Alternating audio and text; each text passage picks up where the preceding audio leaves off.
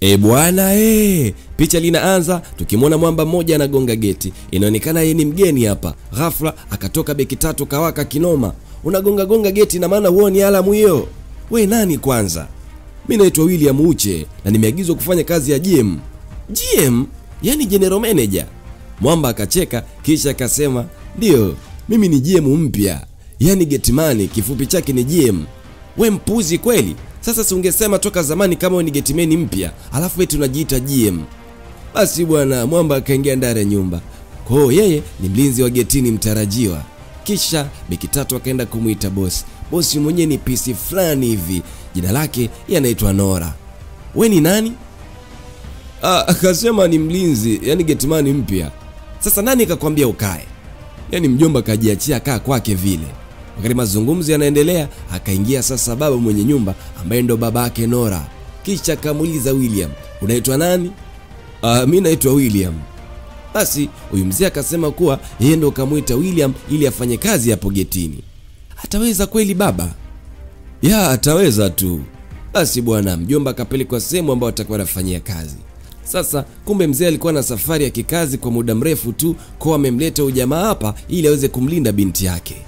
Lakini bidada akasema kuwa hajampenda hata kidogo huyu mwamba. Lakini baba akasema utamzoea tu. Kisha akaondoka. Sasa mwamba akaanza kazi. Basi wakati yuko kazini akawa amepigiwa simu. "Sikia, nitakutumia pesa mwisho wa mwezi. Ndio kwanza nimeanza kazi." Kumbe jamaa ana mchumba bwana. Alafu mambo yake hajakaa sawa kabisa. Kwa huyu mchumba huwa anamsumbua kinyama. Anyway, iliyofika baadaye ile binti ambaye anamuita Choma akamfuata Mwamba. "Hivyo mbona ukai kama Gateman? Unakula bata tu. Kwani unataka nini dada? Kwani hujaambiwa kanuni na sheria za hii nyumba?" "Hapana." "Hapana? Unaitwa na bosi huko." Kisha Choma akasepa. Jamaa moja kwa moja akaenda mpaka kwa bosi. Alipofika tu kwa bosi, bosi akamwambia, "Na masharti nataka kukupa. Kwanza, hutoingia humu ndani mpaka pale nitakapokuita. Na usiondoke kama sijakupa ruhusa pia. Haya, kuna gari yangu hapo nje, tafadhali nenda kaioshe. Maki kuna sehemu mimi nataka kwenda jioni ya leo." Jamaa akaondoka. Kisha Nora akaamua kumpa maelekezo beki tatu kuwa aandike listi ya vifaa vinavyohitajika, alafu kesho ataenda sokoni kununua.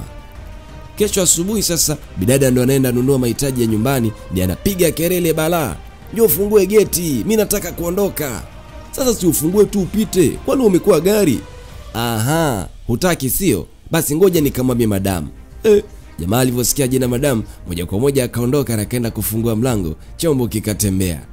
Wakati Mwamba amekaa nje anaongea na simu, ghafla Nora akawa anamuita huko ndani.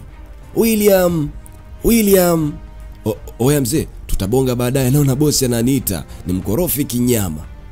"William, nini hiki? Kwani kuna shida? Kwani wewe huoni kama meza ni chafu?" "Sasa unaniambia mimi ni mlinzi tu hapa. Hiyo kazi ni ya Chioma. Kumbe unajua kuongea Kiingereza vizuri namna hiyo na umeshindwa kabisa kupata kazi nzuri, umeamua kuja kufanya kazi getini. Unaambiwa kwamba mjomba anajua Kiingereza hatari. Haya, huyo Chioma yuko wapi?" "Ameenda sokoni." "Kwa hiyo wewe unategemea Chioma atoke sokoni huko ndo akufanyie usafi akupikie, wewe umekaa tu Haya, ondoka hapa." Basi baada ya Chioma kurudi akawa ameandaa msosi kwa ajili ya madam. Lakini anapotaka kumpelekea chakula William, bosi akamzuia na akamwambia kwamba jamaa afate chakula kwa miguu yake mwenyewe. Basi Chioma akamfuata Willy, kachukua chakula chako huko. Mjomba anafuata chakula, bosi akamkata jicho kinoma. Jamaa akachukua msosi alafu anapita mbele ya madam. Madamu akamuita, "Bwana William, hivi unajielewa kweli?" "Unamaanisha nini bosi? Wewe si unafanya kazi getini? Chakula kimeiva unajileta jikoni?" "Lakini nimeitwa na Chioma." Umeitwa sio? Haya, ondoka hapa." Bosi mashauzi kibao yani. Hata chakula chenyewe akula na akaondoka. Sasa baadaye bosi akawa amepumzika, jamaa akaona kwa nini wakae na ugomvi namna hii.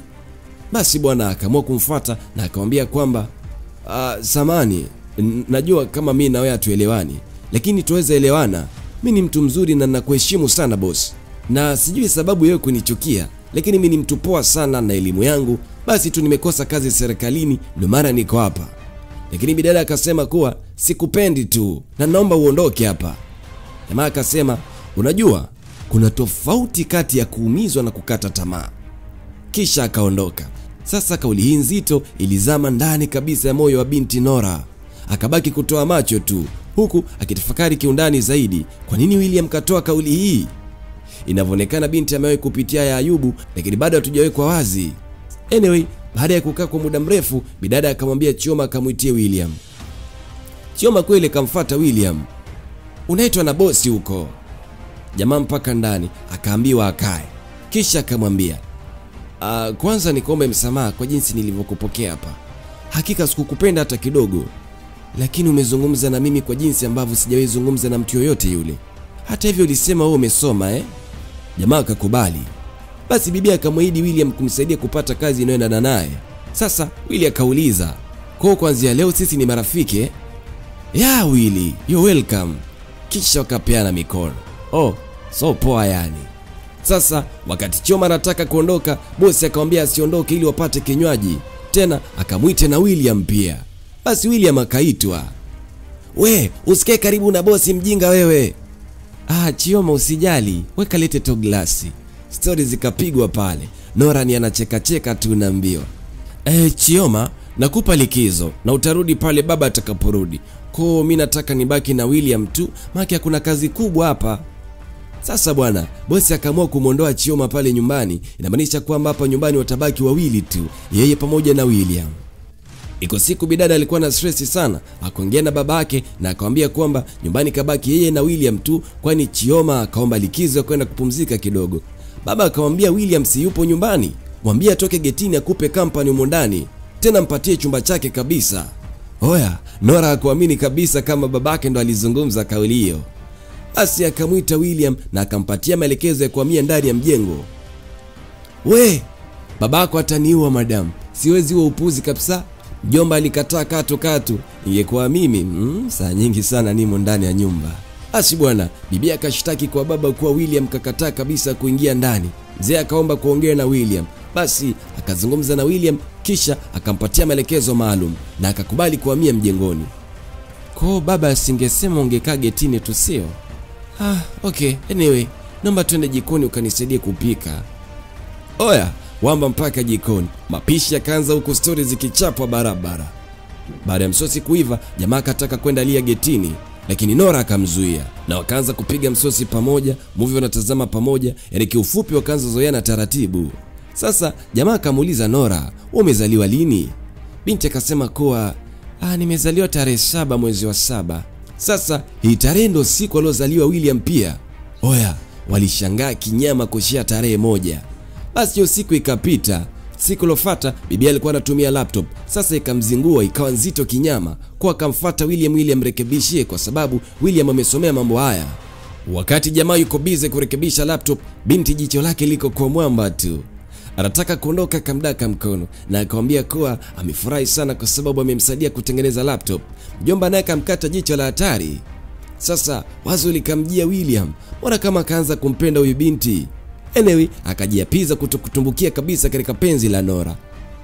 Sasa Nora wakati endelea kutumia laptop yake ikazingua tena na binti akusita kumuita William. Basi William akaanza kumrekebishia, lakini muda huu simu ya mwamba ikawa inaita kila wakati. Hata hivyo akupokea kaikata. Ilivyoita mara pili akatoka nje na kwenda kupokea. Sasa hapa kapigiwa na mpenzi wake na alikuwa anataka pesa, na kila wakati amekuwa akimsumbua sana. Lakini hata hivyo walikuwa na ugomvi, kwani ubidada iko siku aliyokumwacha mwamba kwa sababu eti hana pesa. Sasa usiku huo binti akamfuata mwamba chumbani, akasema kwamba kaboeka sana huko nje, kwa anaomba wakae pamoja wapige story nini. Ikawa ndo hivyo, story zikaendelea pale. Sasa kesho ilipofika, jamaa akamfuata bibi na akamwambia kuwa kuna sehemu kaomba kazi, lakini elimu yake haijatoshea kabisa, hivyo kama atapata pesa kidogo ya kumsupport ili asome atafurahi sana. Basi Nora akamwambia kwamba atamsaidia, huku akishikashika uchebe wa mheshimiwa. Hata hivyo jamaa alishukuru sana kwa msaada wa binti. Unaniambia tu asante jamani. Mwamba akajiongeza, busi likachukua nafasi yake. Usiku mtoto alishindwa kabisa kulala, hivyo akaamua kumpigia simu babake na akamwambia kwamba inapaswa aweze kumsaidia William kupata kazi, kwani ana elimu. Baba akasema haina shida, nitafanya hivyo. Kesho asubuhi akampatia taarifa mpya kuwa kaongea na baba, kwa muda si mrefu jamaa atapata kazi ya kujielewa. Basi ikawa ndo hivyo, jamaa kwa furaha nayo akaamua kuandaa kifungua kinywa mapema tu yani. bibi akazidi changanyikiwa, full kulishana nini vyaibwebu vya hapa na pale. Yani kiufupi mambo yalikuwa matamu zaidi. Sio kajikuta wamezama penzini. Jamaa anamwaga sifa tu kwa binti. Yani binti ikakamilika, perfect lips, perfect smile, black beauty hairstyle nini. Yani kiufupi mtoto kakamilika kila idara. Oya, penzi likawa shata. Bibi akamwambia William kwa inapaswa mjuze baba kuhusu penzi lao. Sasa kabla hawajaamua kusema kokote, dakika 3 si ndo akarudi. Willy. Madam, sijaona chochote bana. Mimi napita tu, hakika sijaona chochote. Wamefumaniwa. Kichaa kweli huyu. Hata hivyo siku zilizozidi kwenda, baba akawa karudi bwana. Wakampokea na akakaribishwa mpaka ndani ya nyumba. Sasa Willy akateleza, bibi akasema, "Sorry babe." Oho, baba alicheka sana baada ya kumsikia binti kasema namna ile. Akasema, "Kwa kumbe mmeshaanzisha mahusiano, si ndio?" Huyu baba mjanja sana, anaonekana ni baba wa kidijitali. Hata hivyo baba yeye alifurahi tu kwa kuwa kamkuta binti yake ana furaha na ana amani pia. Baba akasema kuwa ameshajua kuwa binti yake yuko katika mahusiano na William. Kubwa zaidi akamwambia amfuatilie William ili amjue kiundani zaidi ili baadaye asije lizwa. Bibi akasema ameshamfuatilia William, kwa akaanza kumwaga sifa zote tu kwa baba, kuwa Willy ni mtu safi, elimu anayo na mambo mengine kibao. Sasa baba hakuwa na pingamizi juu ya penzi lao na akaahidi kumtafutia kitengo kazini. Baba akatoa go ahead, yani penzi lao liendelee tu, asijali wala nini. Baadaye mzee akamfuata William na akamwambia kuwa yeye amependa ukweli wa William, jinsi alivyokaa na binti yake, ukweli wote aliweza kuzungumza na ameshajua kama wao wako katika penzi. Na kwa kuwa leo ni siku yao ya kuzaliwa, yani yeye pamoja na Nora, basi baba akawaandalia zawadi. Basi muda wa kutoa zawadi uko umefika. Jukumu la kutoa zawadi akapatiwa William, ni full kumziba macho tu. Oya, ni gari mpya. Binti ya kuamini kabisa yani. Basi baba akatoa baraka na kama ikiwezekana inapaswa waweze kuoana mapema tu, na akamwahidi mambo makubwa sana William. Basi ndoa kati ya Nora na William ikakamilika. Basi bwana, hapo ndo unakuwa mwisho wa movie yetu. Na kuomba sana usiondoke hivi. Hakikisha kwamba umesubscribe channel yetu ili tuzidi kufanya kazi zaidi. Mimi ni The Untouchable DJ. Asante.